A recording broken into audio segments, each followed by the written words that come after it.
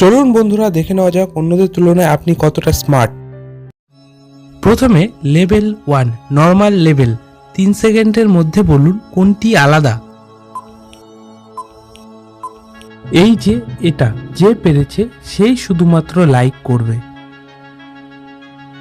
এরপর দ্বিতীয় level medium level.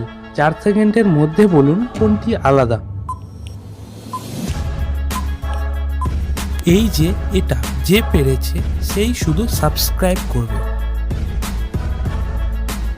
এরপর তৃতীয় লেভেল, এটা অনেকটাই হার্ড লেভেল। 5 সেকেন্ডের মধ্যে বলুন কোনটি আলাদা।